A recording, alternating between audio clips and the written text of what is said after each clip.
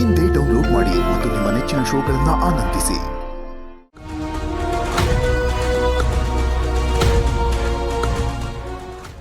ನಮ್ಮ ಚಿರುಗೂ ಅಷ್ಟೇ, ದಿಶಾ ಅಂತ ಸುಂದರವಾಗಿರೋ ಹುಡುಗಿ ಅವನನ್ನ ಏನಾದರೂ ಮದುವೆ ಆಗಿತ್ತಿದ್ರೆ ಅವನ ಘನತೆಗೂ ಸರಿ ಹೊಂದೋದು, ಈ ಮನೆಗೂ ಒಂದು ಕಳೆ ಬಂದಿರೋದು.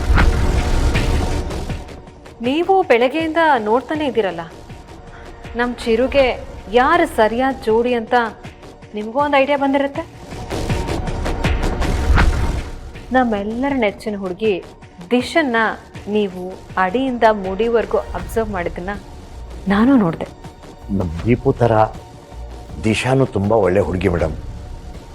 ನಮ್ಮ ಮಗಳಲ್ಲಿರೋ ಗುಣನೂ ಅವಳಲ್ಲೂ ಇದೆ. ಆದರೆ ಸೌಂದರ್ಯ,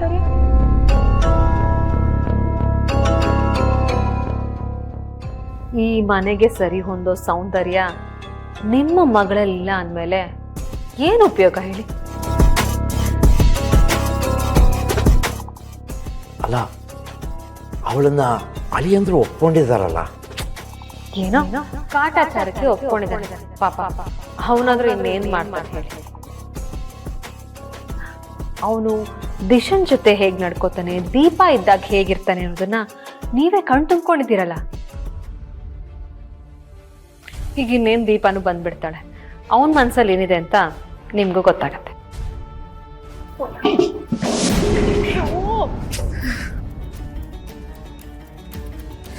ಲೇ ಲೇ ಕುಡಿ, ಏನೇನು ಗೂಳಿದ್ರ ನುಗ್ತಿದೆಯಲ್ಲ? ಇದೇನು ಹಸು ಕೊಟ್ಟಿಗೆ ಅನ್ಕೊಂಡಿದ್ಯಾ ಅಥವಾ ಮನೆ ಅನ್ಕೊಂಡಿದ್ಯಾ? ಹಸು ಕೊಟ್ಟಿಗೆ ಅಲ್ಲೋ ಮಹಾಲಕ್ಷ್ಮಿ ಇರ್ತಾಳೆ. ಮೊದ್ಲು ಎದುರುತ್ರ ಕೊಡೋದನ್ನ ಬಿಡು. ಯಾಕೆ ಬೆಳೆಸ್ತಾ ಇದನ್ನ? ಅದ ಅಪ್ಪ ಬಂದಿದ್ದ ಖುಷಿಯಲ್ಲಿ ಓಡ್ ಹೋಗ್ತಿದ್ದೆ.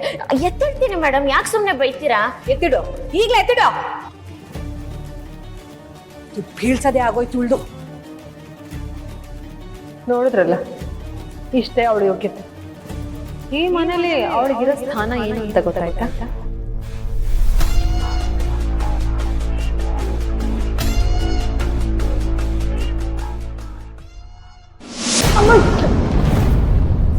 ಒಂದು ನಿಮಿಷ, ಡಾಕ್ಯುಮೆಂಟ್ ಇಲ್ಲೇ ಎಲ್ಲೋ ಇಟ್ಟಿದ್ದೆ.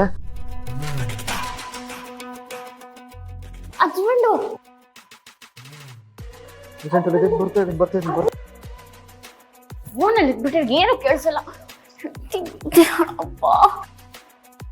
ಪಾಪ, ಇದೇನ್ ಜೈರಾಮ್ ಅವ್ರೆ, ನೀವು ನಿಮ್ಮ ಅಳಿಯನ್ನ ಗ್ರೇಟು ಅಂತ ಹೇಳ್ತಿದ್ರಿ.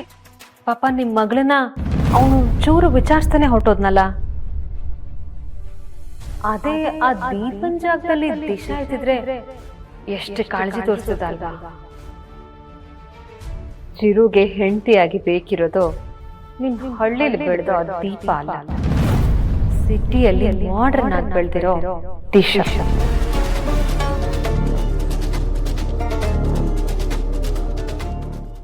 ಚಿರುಗೆ ದಿಶಾ ಪರ್ಫೆಕ್ಟ್ ಆಗಿ ಸೂಟ್ ಆಗ್ತಾಳೆ.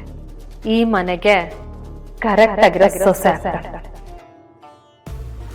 ದಿಶಾ ನೋಡೋದಕ್ ಮಾತ್ರ ಸುಂದರವಾಗಿದ್ದಾಳೆ ಅಂತಲ್ಲ, ಅವಳಲ್ಲಿ ಹೊಂದ್ಕೊಂಡು ಹೋಗೋ ಗುಣನೂ ಇದೆ. ನೀವೇ ನೋಡಿದ್ರಲ್ಲ, ನಾನೇ ಕಾಫಿ ಮಾಡ್ತೀನಿ ಅಂತ ಕಾಫಿ ಮಾಡಕ್ ಹೊರಟ್ಬಿಟ್ಟಿದ್ಲು. ಅವಳಿಗೆ ಮನೇನ ಸಂಸಾರನ ನಿಭಾಯಿಸ್ಕೊಂಡು ನಡೆಸ್ಕೊಂಡು ಹೋಗುವಂತ ಸಾಮರ್ಥ್ಯನೂ ಇದೆ. ಈ ದೊಡ್ಡ ಮನೆಗೆ ತಕ್ಕ ಸೊಸೆ ಆಗುವಂತ ಲಕ್ಷಣಗಳೆಲ್ಲ ದಿಶಾಲಿದೆ. ಚಿರುಗೆ ಅವಳ ಕಂಪನಿನಲ್ಲಿ ಹೆಲ್ಪ್ ಮಾಡ್ತಿದ್ದಾಳೆ. ಅವನು ಸಮಾನವಾಗಿ ಅವಳು ಕೆಲಸ ಮಾಡ್ತಾಳೆ. ನಮ್ ಚಿರುಗೆ ಅವಳ ಮೇಲೆ ವಿಶೇಷವಾದ ಒಲವು ಇದೆ. ಆದ್ರೆ ನಿಮ್ ದೀಪ ಏನ್ ಮಾಡ್ತಾಳೆ?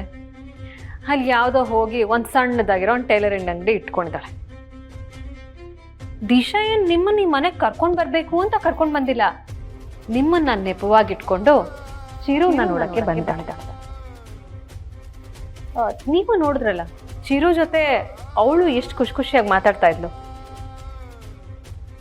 ಇಷ್ಟು ದಿನ ನಾನು ಏನು ಅನ್ಕೊಂಡಿದ್ನೋ ಅದು ನನಸಾಗೋ ಕಾಲ ಬರ್ತಾ ಇದೆ ಜಯರಾಮವ್ರೆ. ಇದನ್ನ ತಾವೇ ಅರ್ಥ ಮಾಡ್ಕೊಂಡ್ರೆ ಒಳ್ಳೇದು, ಇಲ್ಲಾಂದ್ರೆ ನಾವೇ ಬಿಡಿಸಿ ಅರ್ಥ ಮಾಡಿಸ್ಬೇಕಾಗತ್ತೆ.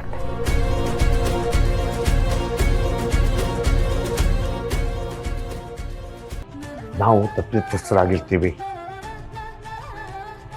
ಈ ಮನೆಯಲ್ಲಿ ದೀಪಾಗಿಂತ ಹೆಚ್ಚಾಗಿ ದಿಶಾಗೆ ಪ್ರಾಮುಖ್ಯತೆ ಸಿಗ್ತಾ ಇದೆ ಅಂತ ನಾನಿವತ್ತು ಗಮನಿಸಿದೆ.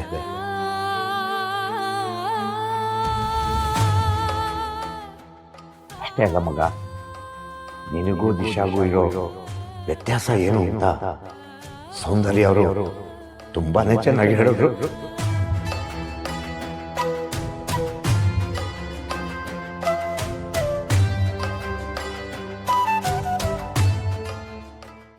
ಅವ್ರು ಹೇಳಿದ್ರಲ್ಲಿ ತಪ್ಪಿಲ್ಲ ಅಂತ ನನಗೂ ಅನ್ನಿಸ್ತು.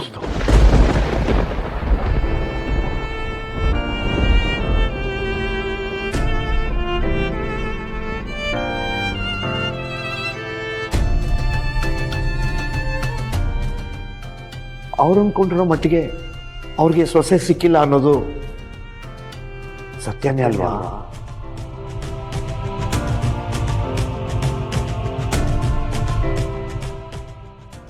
ನೋಡು ಮಗ, ನಮ್ಮನೇಲಿ ನಿನಗೆ ಹೇಗಬೇಕು ಹಾಗಿರು ನಡೆಯುತ್ತೆ. ಆದರೆ ಇಲ್ಲಿ ಅವ್ರು ಹೇಗೆ ಹೇಳ್ತಾರೆ ಹಾಗೆ ಕೇಳ್ಕೊಂಡಿರ್ಬೇಕಾಗತ್ತೆ. ಅದಕ್ಕೆ ನಮ್ಮನ್ನು ನಾವು ಬದಲಾಯಿಸ್ಕೋಬೇಕು ಅಂತ ನಾನು ಹಿಂಗಾಗಲೇ ಹೇಳಿದ್ದು. ಈ ಮನೆಗೆ ದೀಪಾನೇ ತಕ್ಕ ಸೊಸೆ ಅಂತ ಎಲ್ಲರೂ ಅನ್ಬೇಕು. ಹಾಗೆ ನೀನು ನಡ್ಕೋಬೇಕು. ತಪ್ಪು ತಿಳ್ಕೊಬೇಡ ಮಗ. ಅವರ ಆಚಾರ ವಿಚಾರಕ್ಕೆ ನೀನು ಹೊಂದ್ಕೋ. ಅವ್ರ ಘನತೆಗೆ ತಕ್ಕ ಹಾಗೆ ನೀನು ನಡ್ಕೋ. ನಿನ್ನ ಆಚಾರ ವಿಚಾರ ಎಲ್ಲ ನೀನ್ ಬದಲಾವಣೆ ಮಾಡಿಕೊಟ್ರೆ ಅವ್ರು ಯಾಕೆ ಬದಲಾಗಲ್ಲ? ಅವ್ರು ಯಾಕೆ ನಿನ್ನ ಈ ಮನೆ ಸೊಸೆ ಅಂತ ಒಪ್ಕೊಳ್ಳಲ್ಲ? ನಾನು ನೋಡ್ತೀನಿ. ಇಷ್ಟು ದಿನ ನಾನು ನಿಮ್ಮೆಲ್ಲರಿಗೋಸ್ಕರ ದುಡಿದೆ. ಇನ್ಮೇಲೆ ನೀನು ಈ ಮನೆಗೋಸ್ಕರ ಬದಲಾಗಬೇಕು.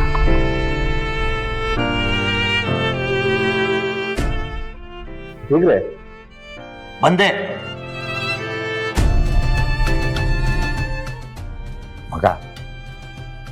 ಸ್ವಲ್ಪ ದಿನ ಇದೆಲ್ಲ ಕಷ್ಟ ಅಂತ ಅನ್ನಿಸ್ಬಹುದು. ಕಲ್ಲಿಗೆ ಉಳಿ ಪೆಟ್ಟು ಬಿದ್ದರೇನೆ ದೇವರಾಗೋದು, ಜನ ಕೈ ಮುಗಿಯೋದು. ನಿನ್ನ ಬಗ್ಗೆ ಯಾರೂ ಕೆಟ್ಟದಾಗೇನು ಮಾತಾಡಲಿಲ್ಲ. ಈ ಮನೆಗೆ ಬರೋ ಸೊಸೆ ಹೇಗಿರಬೇಕು ಅಂತ ದಿಶಾನ ಉದಾಹರಣೆ ಆಗಿಟ್ಕೊಂಡು ಮಾತಾಡ್ದೆ ಅಷ್ಟೇ. ಅದನ್ನ ನೀನು ತಪ್ಪಾಗಿ ತಿಳ್ಕೊಬಾರ್ದು. ಈ ಥರ ಅಳಬಾರ್ದು. ಗಟ್ಟಿ ಮನಸ್ಸಿನಿಂದ ಇಟ್ಕೋಬೇಕು. ನೋಡು, ನೀನು ನನ್ನ ಮಗಳು ಹೌದು. ಆದರೆ ಸೊಸೆ ಅಂತ ಬಂದಾಗ ನೀನು ಈ ಮನೆ ಸೊಸೆ.